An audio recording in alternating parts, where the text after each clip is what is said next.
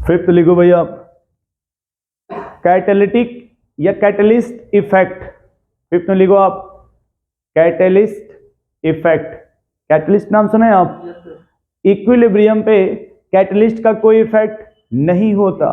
कभी भी यदि इक्विलिब्रियम अचीव हो गया है तो उसमें कैटलिस्ट का इफेक्ट नहीं होगा। सुन पा रहे हैं आप? इसका देखो, कैटलिस्ट का काम क्या होता है कि या तो रिएक्शंस के रेट को बढ़ा देगा या रिएक्शंस को घटा देगा। सुनो आप, अगर उसने रेट को बढ़ा दिया तो वो जल्दी से रेट ऑफ फॉरवर्ड होगा, रेट ऑफ बैकवर्ड होगा। तो जिस रेट से वो फॉरवर्ड जाएगा उसी रेट से बैकवर्ड भी आएगा, बस रिएक्शन जल्दी होने लगेगा। तो उससे उसके इक्विलिब्रियम में कोई इफेक्ट। यदि आपने वो कैटलिस्ट रिएक्शंस को घटा दिया, क्या किया, तो रिएक्शन थोड़ा धीरे होगा, बट रिएक्शन में कोई इफेक्ट, इक्विलिब्रियम में कोई इफेक्ट नहीं आएगा। जैसे आप मान लो कि कैटलिस्ट को मतलब आप समझ लो, जैसे आप, ठीक है, मान लो अपने घर जा रहे हो आप, अब मान लो किसी ने आपको पॉजिटिव मोटिवेट कर दिया तो आप घर और जल्दी साइकिल से चले गए। कोई निगेटिव मोटिवेट कर दिया तो रास्ते में रोते गाते जा रहे हो अपना। नहीं होता जैसे कि जा रहे हो बट खोए खोए लग रहा है आपको, जा तो रहे हो घर लेकिन खोए खोए, कुछ किसी ने कहा यार जल्दी आ जाओ यहाँ पे एक ऐसा मैटर हो गया, तो फिर आपकी स्पीड मतलब रुकती नहीं है, तो उसको बोलते हैं पॉजिटिव कैटलिस्ट। बट जिस रेट से जाना उसी रेट से आना भी है, क्योंकि इक्विलिब्रियम का सेंस ही होता है। लिख लो आप इसमें, कैटलिस्ट में लिख लो आप catalyst doesn't, catalyst catalyst does not show,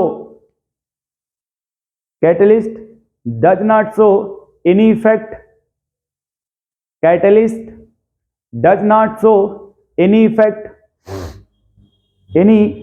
effect on equilibrium, catalyst does not show any effect on equilibrium state, equilibrium state and equilibrium constant. Equilibrium state को आप लिख लेना के, और इक्विलिब्रियम कांस्टेंट को लिख लेना के सी या के पी, ऐसे लिखा जाता ना। तो चाहे इक्विलिब्रियम कांस्टेंट हो या इक्विलिब्रियम स्टेट हो, इस पे कोई इफेक्ट, या कभी कभी देखना इक्विलिब्रियम कांस्टेंट को ना के इक्विलिब्रियम बोलते हैं, के तो वो कांस्टेंट होता है, ठीक है, उस पर कोई इफेक्ट नहीं आएगा। 6 पॉइंट लिख लो आप, condition related with equilibrium, condition related with equilibrium, ये बहुत अच्छा टॉपिक है जो कंडीशन आपने लिखा। कंडीशन रिलेटेड विथ, जैसे आप लोगों ने फ्री एनर्जी का नाम सुना है थर्मोडायनेमिक्स में, या गिब्स फ्री एनर्जी का।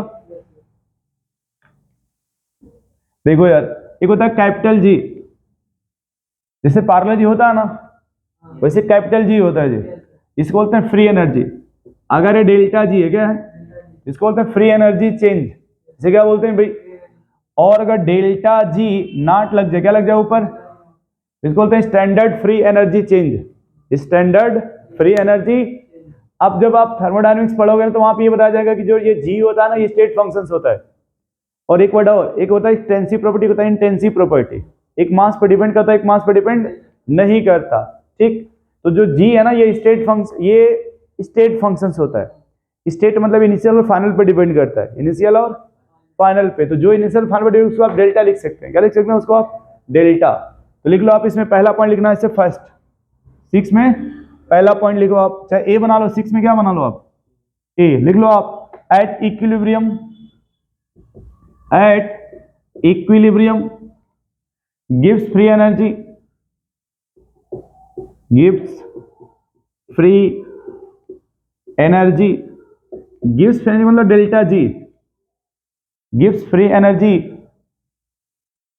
Change, gives free energy change, change मतलब समझ गए आप, डेल्टा जी। जैसे गिव्स फ्री एनर्जी बोलेंगे तो जी हो जाएगा, अब गिव्स फ्री एनर्जी चेंज बोलेंगे ना आप, गिव्स फ्री एनर्जी हो जाएगा डेल्टा जी। देख लीजिए, डेल्टा जी ये जीरो, ये क्या हो जाएगा, zero. But delta G not, but delta G not, delta G को बोलते हैं standard, standard gives free energy change, standard gives free energy change. अब ये देखो डेल्टा जी नॉट जीरो नहीं है, ये जीरो, और डेल्टा जी नॉट ये होता है माइनस 2.303 RT log K। ये इसका फार्मूला से पढ़ोगे आप थर्मोडायनेमिक्स में। अगर इक्विलिब्रियम है क्या है तो उसमें डेल्टा जी क्या होगा, जीरो, लेकिन डेल्टा जी नॉट क्या होगा, नहीं होगा। और इसका फार्मूला होता है डेल्टा जी नॉट बराबर माइनस 2.303 RT log K।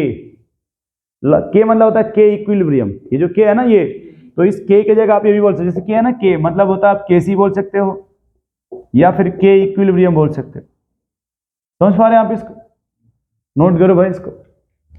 तो इक्विलिब्रियम पे क्या जीरो होगा, डेल्टा जी या delta G not, delta G क्या होगा zero, but delta G not zero नहीं होता। दूसरा पॉइंट ऐसे लिखिएगा, और ये फिर बेचना मत, अब जाके मिला लेना एक बार थर्मोडायनेमिक्स। तो जहां डेल्टा जी लिखा होगा क्या लिखा होगा, वहां पे जीरो आएगा, वहां पे डेल्टा जी क्या होगा। लेकिन अगर delta G not, delta G, एक बात और याद रखो, यहाँ लिख लो ना कहीं आजू बाजू इलेक्ट्रोकेमिस्ट्री, कहीं क्या लिख लो आप, ये 12th में पढ़ोगे आप इलेक्ट्रोकेमिस्ट्री में, ये वाला फार्मूला डेल्टा जी नॉट वाला, डेल्टा जी नॉट वाला कहां लिखोगे आप, पढ़ोगे।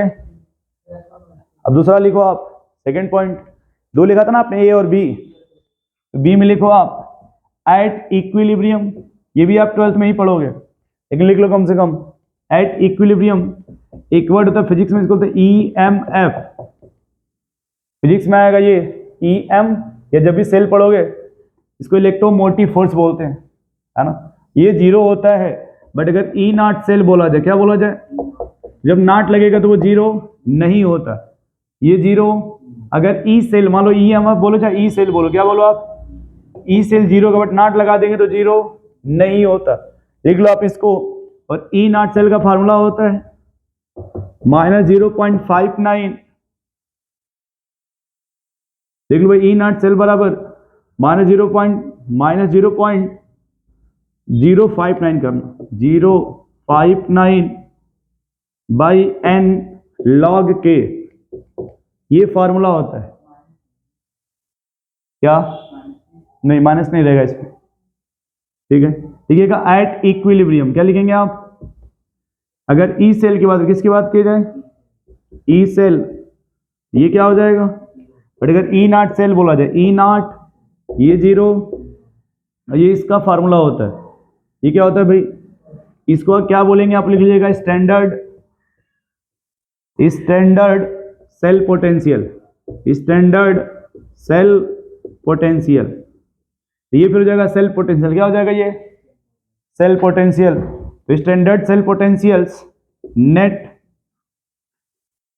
नॉट जीरो, नॉट जीरो, देख लो भाई ये, ठीक है। ये दो पॉइंट याद रखिएगा, और ये भी आप पढ़ोगे 12th में, इसको चाहे ब्रैकेट के लिख लेना, यहाँ पे क्लास 12th, ये भी कहाँ पढ़ोगे आप 12th में, इलेक्ट्रोकेमिस्ट्री, इलेक्ट्रोकेमिस्ट्री, ठीक है। नोट कर लो आप, बस इतने रन देते हैं इसको, ठीक है।